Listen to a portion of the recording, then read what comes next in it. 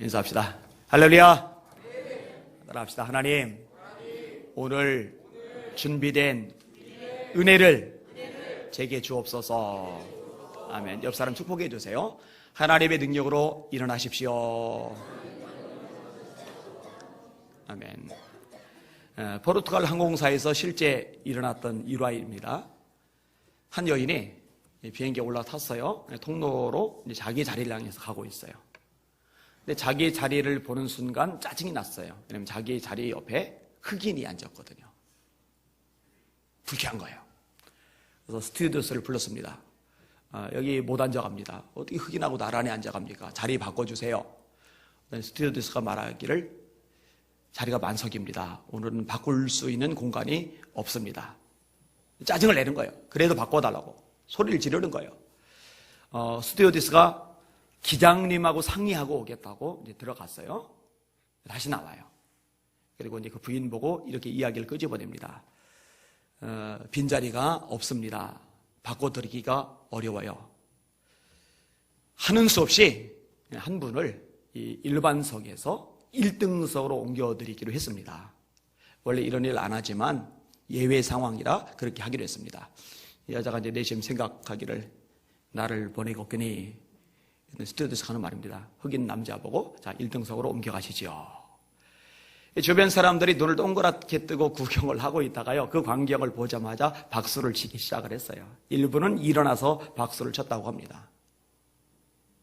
참 재미나는 광경입니다. 참 재치 있는 결정이었다고 생각이 되어집니다. 인종차별은요 지금도 있습니다. 많이 일어납니다. 흑인들하고 이렇게 손잡으면 뭔가 껌데기가 묻을 것 같은 그런 생각 가지고 있다면 그것도 일종의 차별이에요. 우리 황인종도 백인들 사회에 들어가면 차별을 받습니다. 이 인종차별하고 관련해서요 굉장히 유명한 인물이 하나 있습니다. 인종차별의 폐지를 위해서 힘썼던 인물, 넬슨 만델라라는 분입니다. 남아프리카 공화국 사람입니다. 이 남아프리카 공화국은요 소수의 백인들이 권력을 다 쥐고 있어요. 경제력, 권력에는 돈이 따라오죠. 경제력도 다 쥐고 있어요. 다수의 백인들은 권력도 없고 돈도 없습니다. 박해를 당하고 착취를 당합니다. 이 철폐를 위해서 일생 싸웠던 인물이 넬슨 만델라입니다. 좋은 일 하는 거잖아요. 근데 미운털 백인 거요. 감옥에 들어가요. 들어갔다 나왔다. 자그마치 감옥 생활을 27년 합니다. 27년이면은요 여기 앞에 있는 저희들 평생 살고도 앞으로 6년을 더 살아야 돼요. 태어나서부터 지금까지. 그러니까 어마어마한 세월을 감옥 속에서 보낸 거예요. 그런데 풀려나고 나서요, 이 국민 여론에 힘입어 이 넬슨 만델라가 남아프리카 공화국의 대통령이 됩니다. 권력을 손에 쥔 거예요. 이 정도 되면은 보복할 수 있잖아요. 보복 안 해요. 사면 조치를 취합니다. 사실은 이 흑인이 정권을 잡고 나서 나라가 정말 내전 속에 빠져들 만한 상황이었음에도 불구하고 그런 단계를 거치지 않고 통합을 향해 나아갈 수 있었던 그 근원이 뭐냐? 전문가들은 전부 넬슨 만델라에게 그 원인이 있다고 봐요. 문제가 전혀 없는 건 아니에요. 완전히 봉합된 것도 아니에요. 불씨가 남아있기도 해요. 그럼에도 불구하고 나라가 힘을 얻기 시작하는 거죠. 일화를 소개합니다. 1994년도 초 넬슨 만델라가 흑인 투쟁기구인 아프리카 민족회의 회의를 지도하고 있을 때입니다. 이 총선을 앞두고 있어요. 그리고 이 총선에서 넬슨 만델라 그리고 그를 추종하는 사람들이 압승할 것이 예상되고 있습니다. 이 당시에 남아프리카 공화국의 국가, 우리나라는 동해물과 백두산이가 국가잖아요. 애국가.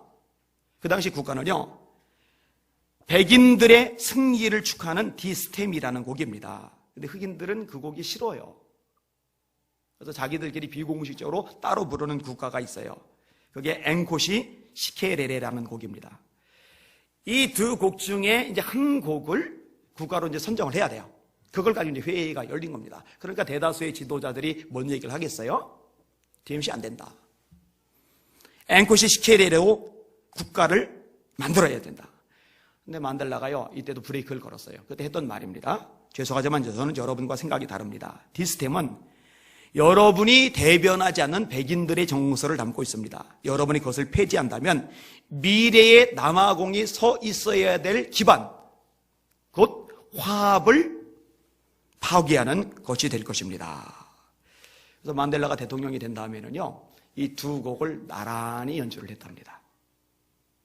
참 멋있는 인물이라고 생각을 해요. 이분이 돌아가셨을 때요, 아프리카의 한 나라 대통령이 세상을 떠난 것뿐인데 오바마 대통령 포함해서 선진국, 그 다음에 각 나라의 대통령 수반들, 총리들이 대거 다 모였어요. 세계적인 인물이거든요. 한 나라를 통합한 인물이거든요. 참 멋있는 사람이라고 생각이 되져요. 근데 여러분, 인종차별만 차별이 아니라요, 사실 세상에는요, 차별이 굉장히 많습니다. 제가 볼 때요, 뭐 때문에 차별이 가장 많이 일어나느냐? 여러분은 뭐라고 생각해요? 뭐 때문에 차별이 제일 많이 일어나요? 예? 너 외모 때문에 차별을 많이 겪었구나. 네 심령 내가 이해한다. 나도 어릴 때 청년 때 잘생겼다 소리 한 번도 못 들어봤거든. 외모 때문이래요. 맞아요. 외모 때문에 차별을 겪기도 해요. 키에 따라서, 인물에 따라서. 이쁜 사람이 잘못하면 용서가 되는데 이쁘지 않은 사람이 잘못하면 화를 2배로 내는 경우, 이 차별이죠. 차별돼요. 근데 요즘은요, 여자들만 인물에 따라 차별당하는 게 아니더라고요. 남자들도 인물에 따라 차별당하더라고요. 일단 키 크고 잘생기면 갑이 되는 거예요. 키 작고 못생기면 을이 되는 거예요. 게다가 저같이 덜 생긴 데다가 몸까지 뭔가 불편하다, 그러면 이제 영락없이 을이 되기 딱 좋은 시대죠. 제가 말하고자 했던 것은 정섭이가 말한 외모가 아니라 돈이에요. 돈. 여러분, 돈 때문에 차별이 진짜 많이 일어납니다. 가정에서도요, 가장이 돈을 많이 벌잖아요.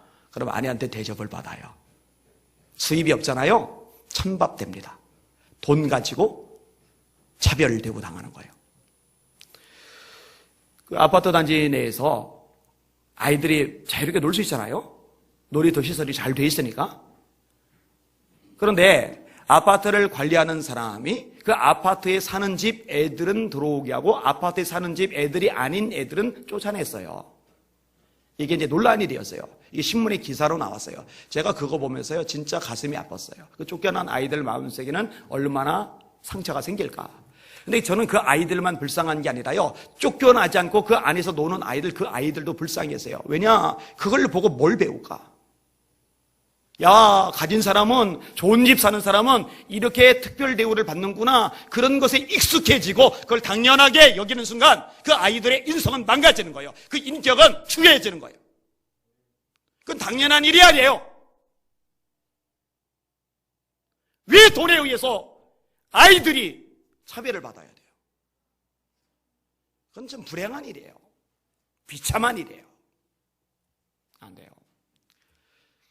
백화점 들어갈 때 차 뭐 타고 들어가느냐에 따라서 대우가 다르대요. 좋은 거 타고 들어가면은 깍듯하게, 또 주차 자리도 좋은 데 안내를 해주고, 조그마한 차, 낡은 차, 달달달달달 이런 거 타고 들어가면은 대우가 별로고, 권력에 따라서 차별 대우받습니다. 사람들의 힘 있는 사람 앞에서는 숙이고 들어가는데요, 힘 없는 사람 앞에서는 어깨를 펴니다. 위세를 떱니다. 참 철딱선이 없는 짓이죠. 학력에 따라서도 차별이 일어납니다. 많이 배운 사람, 가방끈이 긴 사람 앞에서는 대우해주고, 안 그런 사람은 은근히 얕잡아보는 경향이 있어요. 다 바람직하잖아요. 여러분, 성경은요, 이런 차별을요, 죄라고 말씀합니다. 이유 없어요. 무조건 죄라고 말씀하고 있어요. 죄입니다. 한번 따라합시다. 사람을 차별하는 것은 죄악이다. 한 번 더. 사람을 차별하는 것은 죄악이다. 여러분들은 사람 차별하지 마시기를 주님의 이름으로 축원합니다. 사람 차별하면 안 돼요. 오늘 본문에 보면은요, 구체적인 예를 들어요. 2절과 3절을 같이 한번 읽어볼게요. 시작. 만일 너희 회당에 금가락지를 끼고 아름다운 옷을 입은 사람이 들어오고 또 남루한 옷을 입은 가난한 사람이 들어올 때에 너희가 아름다운 옷을 입은 자를 눈여겨보고 말하되 여기 좋은 자리에 앉으소서 하고 또 가난한 자에게 말하되 너는 거기 서 있든지 내 발등상 아래 앉으라 하면, 자, 회당은 사람들이 많이 모이는 곳입니다. 이 회당에 다양한 사람들이 들어옵니다. 근데 오늘 보면 이제 두 가지 경우를 대비를 시키는데, 하나는 부자이고 하나는 가난한 사람들입니다. 이 부자는 특징이 있어요. 손에 금 가락지를 꼈대요. 그 다음에 아름다운 옷을 입었대요. 뭐 사실 요즘에 금 가락지는 껴봐야 부자란 티가 안 납니다. 금이 흔해요. 사실은 최신형 휴대폰 하나 살 돈이면은 금가락지 하나는 낄 수 있어요. 휴대폰이 그만큼 비싸니까. 이거 좀 바꿀 필요가 있어요. 한 7캐럿짜리 다이아몬드 반지를 하나 꼈다든지 그러면은. 그 다음에 아름다운 옷을 입었다. 명품을 입은 거죠. 척 봐도 와 저거 좋은 옷인데 누구나 대번 알아볼 수 있는 옷, 그런 옷을 입은 거예요. 자, 사람들의 반응이 나와요. 어떤 반응이냐? 눈여겨보고 티가 나는 거예요. 야, 저 사람 세련됐다. 기품 있는데 뭔가 가진 게 많은 것 같아. 딱 알아봐요. 표시 나거든요. 그 다음에 이어지는 말이 뭡니까? 여기 좋은 자리에 앉으소서. 당신 같은 분은, 그렇게 차려입고 그렇게 많은 거 가진 당신 같은 분은 좋은 자리에 앉을 자격이 충분합니다. 여기 좋은 자리에 앉으세요. 도대체 회당의 좋은 자리는 어디였을까? 랍비가 제일 잘 보이는 자리? 앞자리? 어쨌든 이 부자에 대한 반응이에요. 그 다음에 가난한 사람이 등장을 하는데, 이 가난한 사람을 묘사하는 단어는 남루한 옷입니다. 남루한 옷. 남루한 옷. 제가 예전에 남루한 옷 많이 입고 다녔잖아요. 그죠? 5만 원짜리 양복 사서 입고 다니고, 브랜드 아닌 운동화 같은 거 사서 신고 다니고. 그죠? 지금은 제가 용됐죠, 완전히. 용됐다는 말 사실 좋은 말은 아닌데, 막인데, 그죠? 달라졌어요, 완전히요. 그리고 더 옛날에는요, 진짜 초라하게 입고 많이 다녔습니다. 새 옷을 사 입었던 기억이 제 머릿속에 없어요. 옆집 아저씨 죽었을 때 그 줄여서 입었던 것. 그래서 중학교 때부터 기지바지 이렇게 펄럭펄럭 하는 거 있어요. 나팔바지처럼요. 어른 바지를 중학생짜리가 줄여서 입었으니 얼마나 펄럭펄럭합니까? 제가 그때는요, 워낙 둔해서 남의 시선 신경을 안 쓰고 살아서 그랬지, 지금 와서 생각을 해보니까 그때 친구들이 저를 보면서 되게 초라하게 생각했을 것 같아요. 야, 쟤는 이렇게 꼬질꼬질하게 다니냐, 그렇게 생각했을 것 같아요. 하기야 뭐 30몇 년 만에 만난 친구 하나가 그 얘기 하더라고요. 너 그때 냄새 났었어. 예, 낯설만해요. 잠바대기 1년 내내 입고 다녔으니까. 그런데 진짜 초라한 옷을 입은 사람이 들어온 거예요. 사람들이 눈여겨보지 않죠. 반응은 뭡니까? 거기 서 있든지 내 발등상 아래 앉아라. 거기 서 있든지 내 발등상 아래 앉아라. 그러고 있는 거예요. 안타깝죠? 오성재 씨가 쓴 책이 있어요. 소설 우리 예수님이라는 책입니다. 거기에 제일교회라는 단편 소설이 있어요. 제일. 우리나라 교중에 제일교회, 중앙교회 이런 교회가 되게 많대요. 왜냐하면 우리 교회가 중앙이다. 우리 교회가 제일이다. 이런 의식들 때문에 만들어졌대요. 제일교회. 이 제일교회는 인텔리들이 모여있는 교회입니다. 잘 지어진 교회입니다. 문화시설이 갖추어진 교회입니다. 이 교회 신자라는 것만 가지고 자부심을 느껴요. 긍지를 가져요. 아, 우리 교회 좋은 교회. 영적인 건 상관없어요. 건물이 괜찮으니까, 문화시설이 있으니까, 교인들 사회적인 지위와 레벨, 경제적인 수준이 높으니까. 근데 어느 날 이 교회와 전혀 어울리지 않는 초라한 행색의 사람이 예배 드린다고 온 거예요. 봤더니 왼팔도 없어요. 뒤에는 보찜을 들이맸어요. 그 책이 나오는 게요, 송 집사님이라는 분이 막았어요. 못 들어오게 하는 거예요. 이런 꼴로 예배 보면 안 됩니다. 그러더니 주머니에서 100원짜리 지폐, 예전에는 100원짜리 지폐였잖아요. 이 100원짜리 지폐를 손에다 쥐어주고 빨리 가요, 빨리 가. 이 광경을 부목사님이 봤어요. 부목사님이 어디서 왔습니까? 나 같은 사람이 집이 있겠어요? 어디서 온 거 뭔 상관이에요? 살 집도 없는데. 예배 보러 왔어요. 누가 속여서 왔습니까? 저 거리에서 예수 믿으라고 전도하는 사람 얘기 듣고 왔습니다. 예, 들어가세요. 들어가세요. 그랬더니 이번에는 송 집사님이, 아까 남 집사님, 송 집사님이 부목사님을 말려는, 목사님, 들여보내면 안 돼요. 저 사람 헌금 훔치러 온 사람이에요. 재정사고 나요. 목사님 들여보내면 안 돼요. 그래도 이 부목사님께 들여보냈어요. 예배를 다 드렸어요. 그래 돌아가는데 아무도 인사를 안 한 거예요. 아까 예배 드릴 때는 그 사람 주변에는 아무도 안 앉았는데 이제 갈 때는 아무도 인사를 안 하는 거예요. 웃지도 않는 거예요. 다행히 그 소설 속에서 부목사님이 좋은 역할을 해요. 부목사님이 와주셔서 감사합니다 그래요. 그러니까 이 가라는 사람이 반가운 거예요. 그 말이에요. 진짜요? 그럼 다음 주에 친구들 많이 데려올게요. 다음 주가 됐는데 진짜 많이 데려왔어요. 나머지 좋게 차려입은 교인들이 들어오는데 교회에서 뭔가 이상한 냄새가 나는 거예요. 일당 찌푸리고 당회가 열렸대요. 당회에서 결론을 내렸대요. 구제비 주고 출입금지 시키기로. 소설 얘기입니다만 가슴 아픈 내용이죠. 오늘 본문의 2절 3절을 잘 풀어놓은 소설이다. 저는 그렇게 생각이 되어집니다. 이거는 죄입니다. 따라합시다. 사람을 차별하는 것은 죄다. 자, 4절 보세요. 뭐라고 말씀하느냐? 시작. 너희끼리 서로 차별하며 악한 생각으로 판단하는 자가 되는 것이 아니냐. 악한 생각이래요. 악한 생각.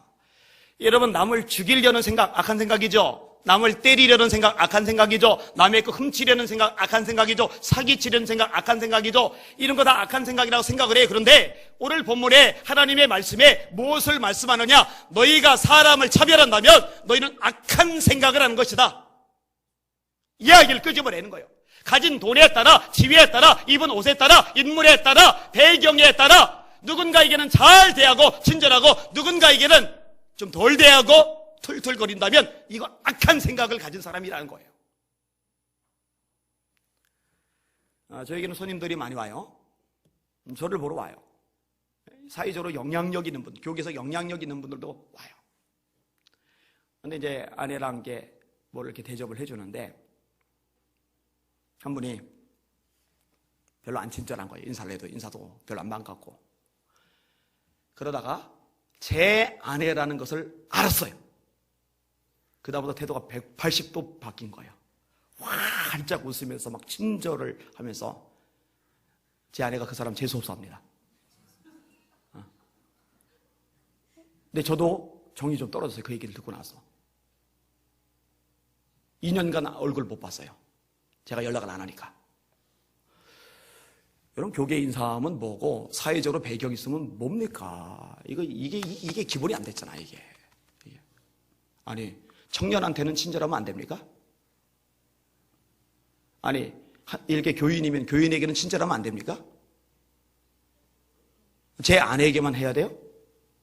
아니잖아요. 그거 악한 생각입니다. 오늘 본문이 분명히 말씀하고 있어요. 이게 다가 아니죠. 자, 뭐라고 또 말씀하느냐? 8절, 9절을 한번 보시면은 시작.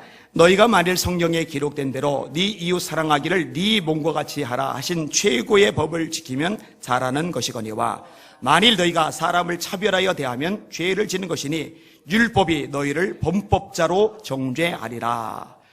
사람을 두 종류로 구분을 하는데 네 이웃을 사랑하라 하신 이 법이 무슨 법이라고 되어 있어요? 최고의 법이랍니다. 하나님의 법 중에 최고의 법이 뭐냐? 이웃을 네 몸처럼 사랑하라는 겁니다. 여러분, 배고프면 자기 먹이죠. 목마르면 자기 마시게 하죠. 자기 몸 잘 가꾸죠. 보살피죠. 돌보죠. 그렇게 하듯이 이웃 목말라거든 마시게 해주라는 거예요. 이거 배고파하거들랑 먹을 거 주라는 거예요. 힘들어하거들랑 외로워하거들랑 지쳐하거들랑 아파하거들랑 보살펴 주라는 거예요. 네 이웃을 네 몸과 같이 사랑하라. 이것이 최고의 법이라는 거예요. 우리 주님께서 뭐라고 말씀하십니까? 새 계명을 너희에게 주노니 너희가 서로 사랑하라. 서로 사랑하라. 서로. 여러분, 서로 사랑하세요. 그거 주님의 새 계명입니다. 조건이 있어요. 내가 너희를 사랑한 것 같이 너희도 서로 사랑하라. 예수님이 우리를 사랑하시는 사랑은요, 조건 달지 않는 사랑이죠. 숫자 따지지 않는 사랑이죠. 한 번, 두 번, 세 번, 네 번 더 이상 안 돼. 나 할 만큼 했어. 그거는 예수님이 우리를 사랑하신 것처럼 사랑하는 게 아닙니다. 예수께서 자기가 세상을 떠나 아버지께로 돌아가실 때가 이른 줄 아시고 세상에 있는 자기 사람들을 사랑하시되 따라합시다. 끝까지 사랑하시니라. 그 예수님의 사랑은 끝까지 사랑이에요. 그렇게 사랑하는 거예요. 내가 너희를 사랑한 것 같이 너희도 서로 사랑하라. 그러면 이로써 모든 사람이, 세상 사람들이 너희가 내 제자인 줄 알리라. 사랑하는 자들아, 우리가 서로 사랑하자. 사랑하는 자마다 하나님께로서 나서 하나님을 알고, 사랑하지 아니하는 자는 하나님을 알지 못하나니 이는 하나님은 사랑이심이라. 하나님께서 우리를 이같이 사랑하셨은즉 우리도 형제들을 사랑하는 것이 마땅하니라. 이렇게 사랑하시는 여러분들 되시기를 주의 이름으로 축원합니다. 이게 하나님이 원하는 거예요. 최고의 법을 지키는 거예요. 이러면 잘하는 것이거니와, 그런데 형제를 차별하면 범법자다. 율법이 너희를 범법죄로 정죄하리라. 죄를 졌어요. 감옥 갔다 왔어요. 빨간 줄 호적에 쫙 꺼요. 2번 갔다 왔어요. 별이라고 하대요. 별 2개, 별 10개, 별 20개. 자, 사람을 한번 차별했어요. 세상 법정에서는 무죄예요. 그런데 하나님의 법에 의해서는 그건 범법자예요. 범법자. 오늘 본문에 나오죠. 율법이 너희를 범법자로 정죄하리라. 빨간 줄 영적으로 하나, 둘. 자, 여러분들 영적 호적에는 이 빨간 줄 몇 개 정도 있어요? 셀 수 없어요? 너 이렇게 무시를 많이 하고 살았냐?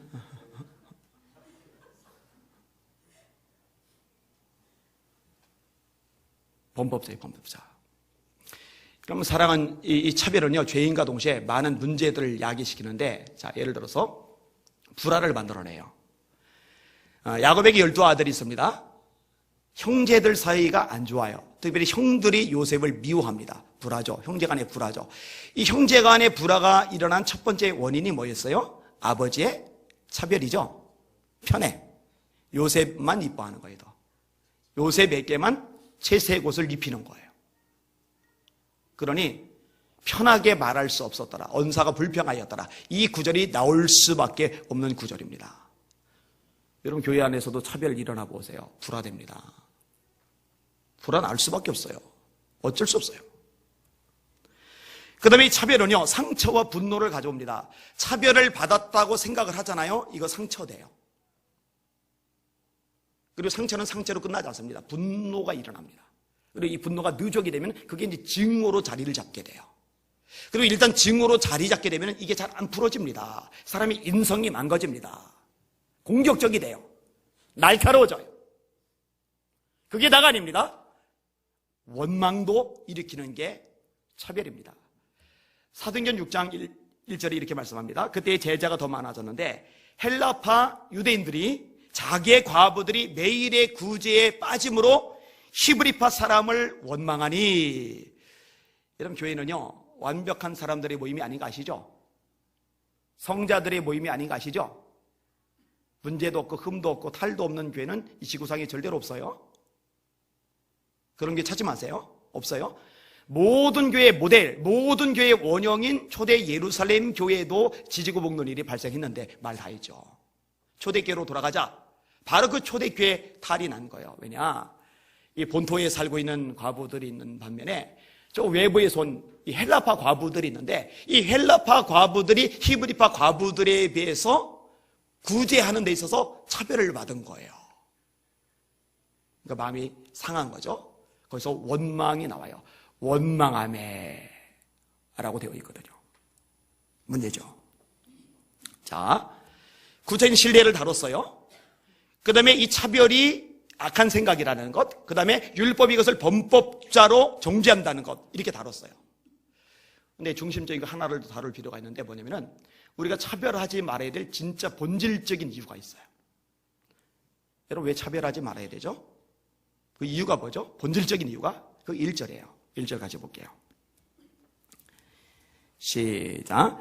내 형제들아, 영광의 주 곧 우리 주 예수 그리스도에 대한 믿음을 너희가 가졌으니 사람을 차별하여 대하지 말라. 자, 사람을 차별하여 대하지 말라. 그 이유가 뭐냐? 영광의 주 곧 우리 주 예수 그리스도에 대한 믿음을 가졌으니 너희들은 예수님에 대한 믿음을 가진 자들이다. 그렇기 때문에 사람을 차별하면 안 된다라고 오늘 본문이 구조가 되어 있어요.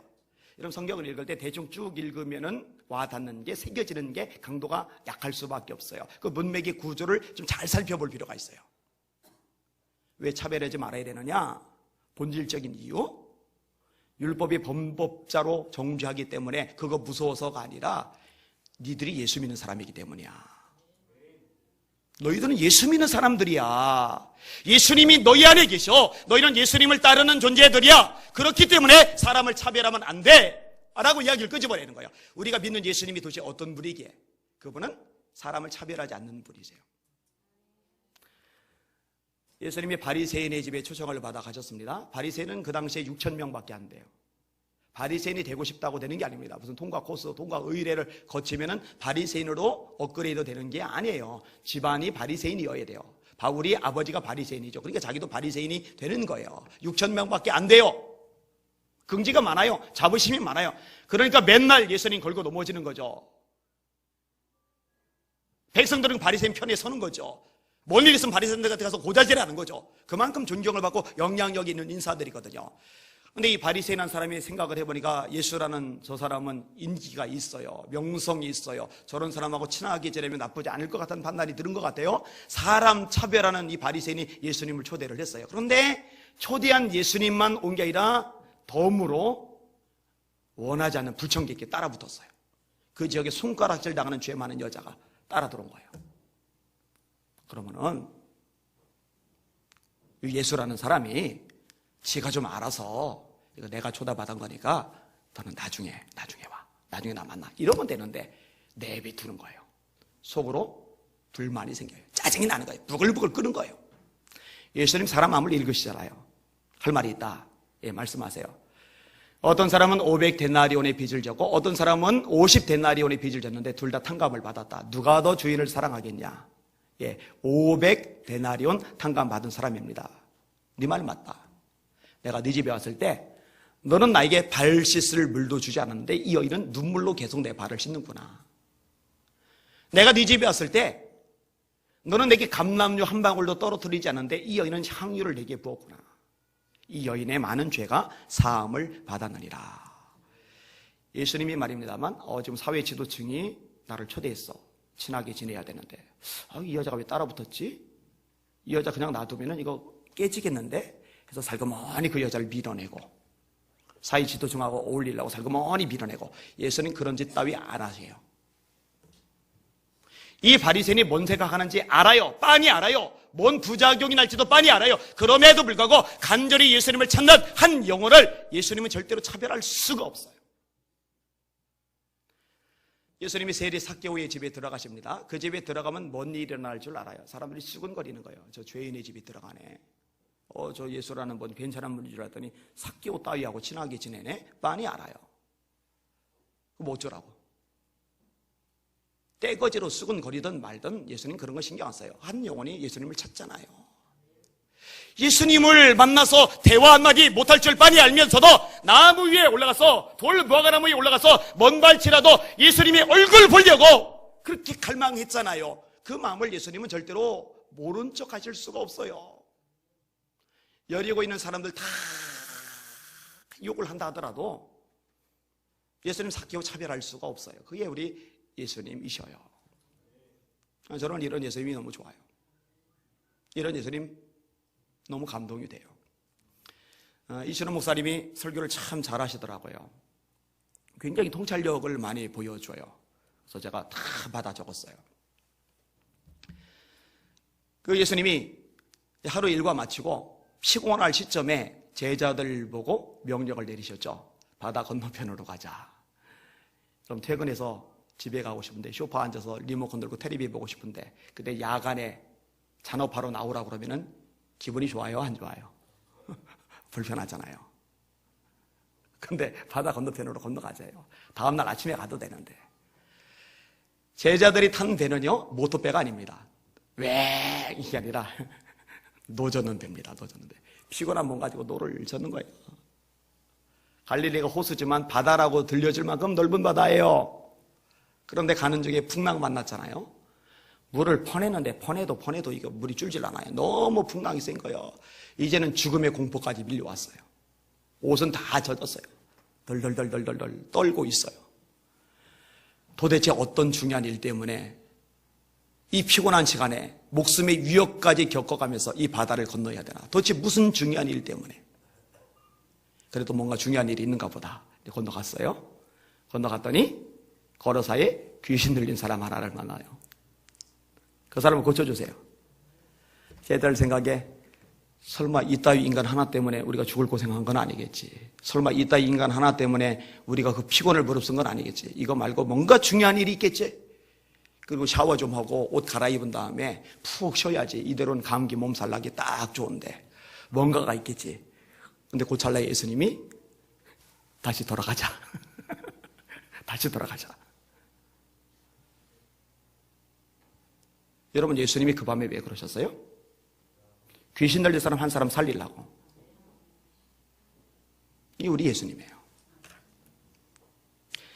여기는 여러분들 자기 자신에 대해서 자포자기하지 마시길 바랍니다. 나 같은 것 아니요. 예수님한테는 그런 거 없어요. 여러분 한 사람 한 사람이 정말로 소중한 존재예요. 여러분 한 영혼 한 영혼이 주님의 가슴을 뛰게 만들어요. 여러분 한 심령 한 심령에 주님의 마음을 애끓게 만들어요. 그게 우리 주님의 마음인 줄 깨달으시길 바랍니다. 이 주님을 믿는 사람이라면은 주님처럼 살아야죠. 사람을 하찮게 보면 안 되죠.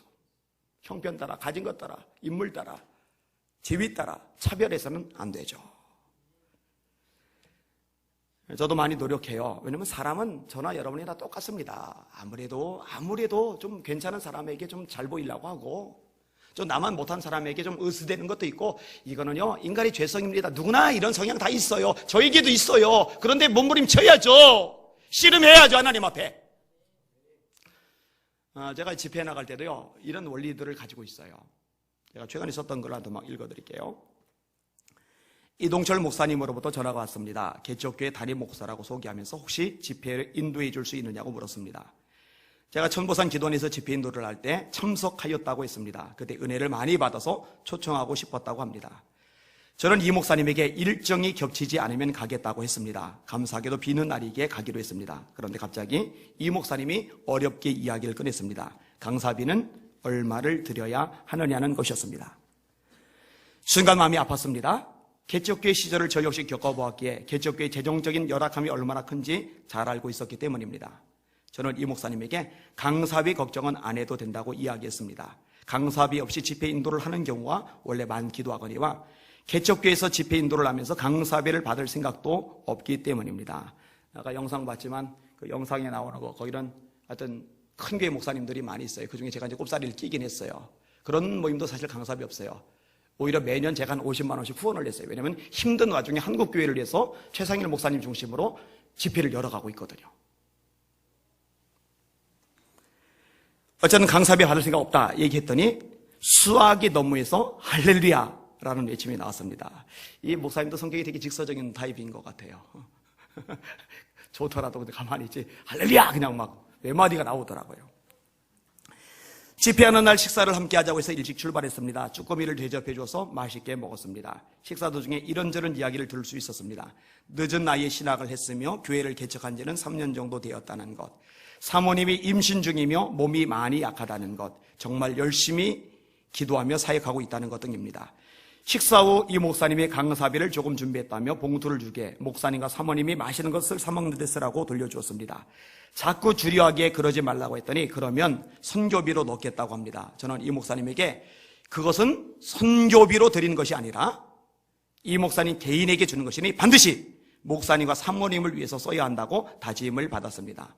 제가 그렇게 한 데는 이유가 있습니다. 제가 개척교회를 할 때도 어떤 강사 목사님은 강사비를 받지 않는다고 돌려주셨습니다. 그럴 경우 제가 아무리 아쉬워도 그 돈은 제가 쓰지 않고 선교비로 넣었습니다. 이동철 목사님의 경우에도 제가 분명하게 규정해서 말하지 않는다면 본인들을 위해 쓰지 않을 것이기에 선교비로 드린 것이 아니라고 이야기한 것입니다. 집회 시간이 되었습니다. 생각보다 많은 성도들이 모여 있었고 예배 분위기도 좋았습니다. 최선을 다해 설교했고 함께 합심해서 기도하는 시간도 가졌습니다. 뜨거운 기도의 열기를 느끼면서 교회 가운데 소망이 있음을 확인할 수 있었습니다. 집회 후 성도들이 함께 사진을 찍고 싶어 했습니다. 일부 성도들과 사진을 찍고 나면 또 다른 성도들이 와서 찍자고 했습니다. 이거 시간 한참 걸렸어요.